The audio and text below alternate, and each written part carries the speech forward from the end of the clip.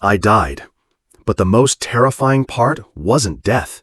It was where I went afterward. As a nun, I believed I had prepared well for that moment.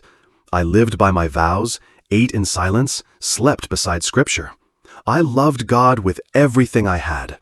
So why, when my heart stopped beating, did I not see heaven?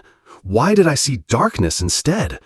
Have you ever wondered if a nun dies and is not welcomed into the light? What does that mean? I thought I understood what darkness was. I had taught about it, preached about sin, about separation from God, but I had never been inside it until I was, not with my feet, but with my soul.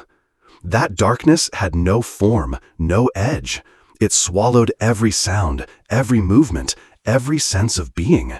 It felt like I was suspended in nothingness, as if the world had erased all memory of me. I called out to God. No voice answered. I tried to close my eyes in prayer. But how do you know you've closed your eyes when you no longer have eyelids? How do you know you still exist when there's no trace of you left in the world? I began to question even my faith. And then, when there was nothing left to hold on to, a voice spoke. It had no tone, no gender, only pure presence.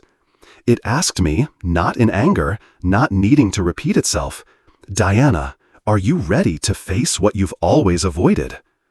I don't know what I answered, but I knew one thing clearly. That darkness was not hell, and it wasn't heaven either.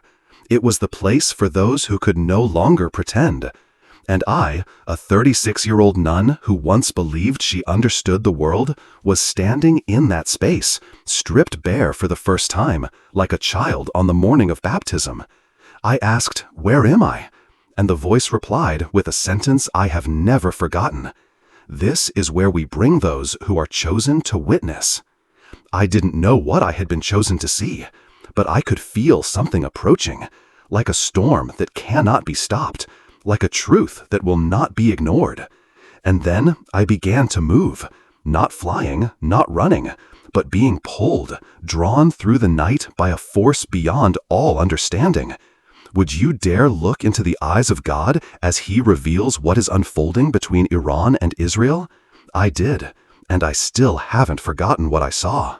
There was no body, no weight, and yet I could feel, with startling clarity, that I was being propelled like an arrow released from the bow of God Himself. The space around me seemed to contract, then expand, then contract again. I didn't know where I was, but I knew I was being sent somewhere. Somewhere no soul has ever prayed to enter.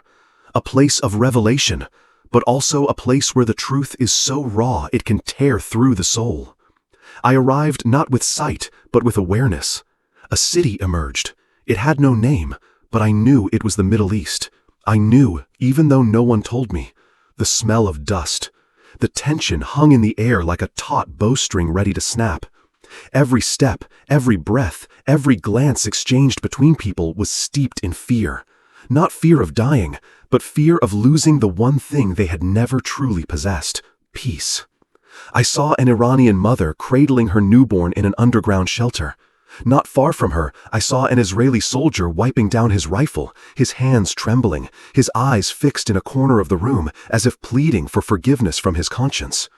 I saw children from both sides dreaming of games they could never play in real life because playgrounds no longer existed. I saw politicians behind bulletproof glass signing papers with their hands, while their hearts had turned to stone long ago. I asked the voice, "Is this the present or the future?" And God replied, not with words, but with vision. I saw a map of the world, red fault lines igniting like cracks across dry ground. I saw nuclear weapons no longer spoken of as threats, but calculated coldly and rationally as inevitable options. I saw buttons lying beneath the fingers of men who believed God had already chosen their side. I cried out from deep within, "God, why are you showing me this? Who am I in the war of nations?" And that's when I heard Him for the first time with sound. It didn't echo, it whispered, but it pierced straight to my marrow. "Diana, it is the silence of the faithful that is killing peace. It felt like being struck by an invisible hand. Every sermon I had preached, every word I had written, every comforting phrase I had ever offered to others shattered in an instant. I had prayed for peace, but I had never lived as though I bore any responsibility for it. So, salmon does have iron in it, but it's not a lot. There's better sources of iron. Then I was shown one final image, a small room deep within the Vatican. A man dressed in white was sitting at a simple desk, handwriting a message with shaky but determined strokes. I didn't know his name, but when he read aloud the words he had just written, I knew he was the Pope. And the sentence he spoke captured the heart of everything I had just witnessed. No one has the right to threaten the existence of another. All nations are morally bound to pursue peace, initiate paths of reconciliation, and uphold solutions that protect both the security and dignity of all people. I collapsed. My soul felt heavier than it had ever known light. I had thought I understood God, but in that moment I realized I was only a beginner, a student standing before the greatest teacher the universe has ever known, and I was not yet allowed to leave the lesson. Have you ever wondered what God would teach a nun who believed she was already good enough? What came next was no longer a vision. It was a direct conversation between me and the one who created both the light and the darkness. And he was not as gentle as I once believed. I didn't see his face, but I knew he was there, not in front of me, not behind me, but everywhere. His presence settled over my soul like a heavy blanket, not to comfort, but to keep me from running, to keep me from hiding. I could no longer escape into scripture, into ritual, into familiar commandments. All of it went silent. There was only me and him. God didn't ask what I feared. He didn't ask if I wanted to stay or return. He simply looked into the parts of myself I had hidden, even from me. Then he asked, "Have you ever truly forgiven?" I couldn't answer. I had preached about forgiveness. I had said forgiveness sets the soul free. But forgive whom? Those who murder the innocent?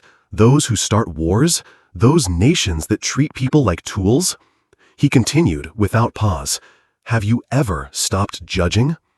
I felt like I was being peeled open, layer by layer. The layer of being a nun, the layer of education, the layer of moral posture, the layer of role, the layer of fear. What was left? A bare soul. I began to weep, not from pain, but from shame. I had believed I was a good person, but standing in front of truth, every good I had was just a neatly ironed costume, not a living heart. God wasn't angry. He didn't scold, but his silence was the greatest mirror. He showed me the moments I turned away when I could have spoken up, the times I chose silence to keep the peace instead of standing for the truth. He showed me the eyes of a Palestinian boy I once saw on television staring into the lens as if screaming, "Why are the adults silent?" I screamed back in my soul, "I don't know what to do. I'm just a small nun. I'm not a president. I'm not a leader. I'm not the one with the button." But he did not accept that excuse. This time, he spoke with a voice like fire. "You are the soul I created. You are the light I breathed into the world. So why do you keep locking that light behind the walls of religion?" I choked up. I had never heard anyone speak to me like that. God didn't preach. He didn't reason. He simply brought me face to face with the deepest layer of honesty within myself. And only there, at the raw edge of truth, did he begin to teach. Not through scripture, but through vision. He showed me a world where people chose love over fear. He showed me a negotiation that didn't take place in a government chamber, but in the heart of every human being. He showed me a map with no borders, where enemies called each other by name. Then he asked me to repeat 3 things. I didn't understand why, but I obeyed. And with each repetition, it felt as if a new heartbeat was added to my chest. First, no one has the right to threaten another's existence. Second, life is sacred, even in our brokenness. Third, brotherhood is a weapon more powerful than any nuclear force. I looked up, and for the first time I saw the light. Not blinding, not dazzling, but warm. like the soft morning sun on the face of a mother who has just given birth. I thought I was about to be taken away, but God only whispered, "Not yet. There's one more thing you must understand before you return to the world. Have you ever wondered why some people come back from the dead completely transformed? I'm about to share the final truth God revealed to me, the truth that changed everything I thought I believed, and it may change you too." I thought I had been forgiven. I thought I had finished learning. I thought that light was a reward for what I had just endured. But, as always, God did not follow my expectations. That light was not the destination. It was a doorway. And when I stepped through it, I realized the real lesson was only beginning. There was no more war, no more maps, no more images, just a space, formless but thick, where every thought took shape, where there was no place to hide. I was no longer watching. I was being shown. And what I was shown was myself. Not the me in a habit, not me giving sermons, but the me in my quietest moments, when no one was watching, when there was no audience, when it was just God and the truth. I saw myself walk past a homeless man without saying a word. I saw myself read headlines about Syria, Yemen, and Iran, then go on eating lunch like nothing had happened. I saw myself sitting in silence while a coworker joked about Muslims. I didn't commit evil, but I let it pass, silent, detached, polished, like a proper nun. I couldn't take it anymore. I said in the depth of my soul, I am a terrible child of God. But he didn't nod. He didn't agree. He simply asked me again, "Then who will you be when you return?"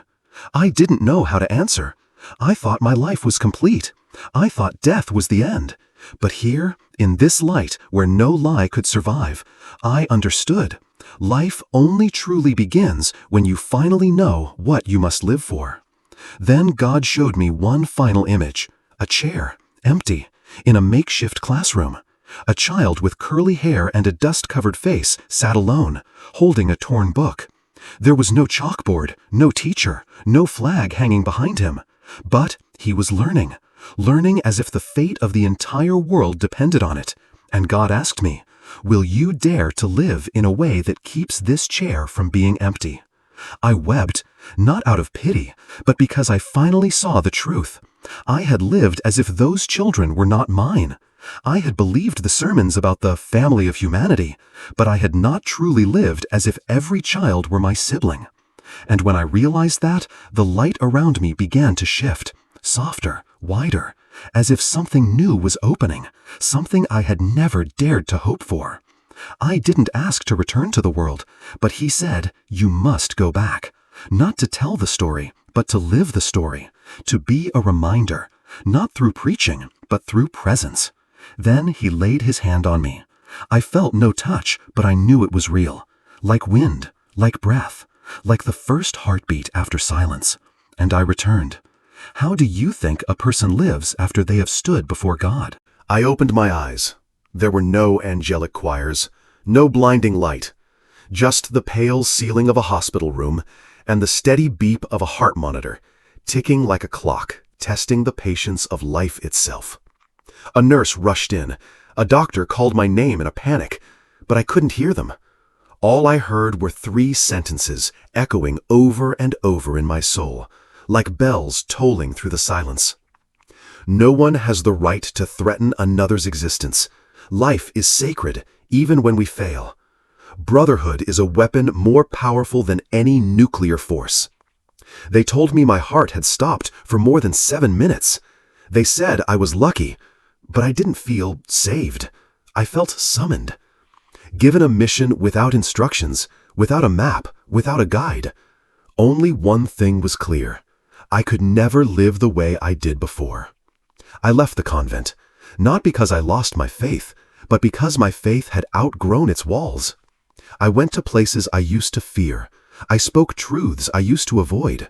I listened to voices I once thought had no place in my idea of faith. I wrote letters to politicians. I embraced people who had once rejected religion. I learned Arabic. I joined a volunteer classroom for immigrant children. I no longer preached. I simply showed up. not to change the world, but to stop turning away from it. One day, during a small gathering in an old church, I read aloud the passage from the Pope that I had once heard in the realm of light. The room fell silent. No one clapped, but an elderly woman stepped forward, took my hand in hers, tears streaming down her cheeks, and said, "Thank you. So God is still here." I smiled. I didn't answer, because I knew God never left.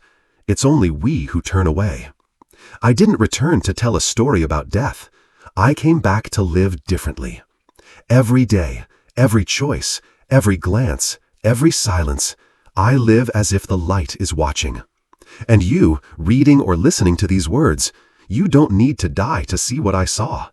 But you will need something far more courageous than facing death.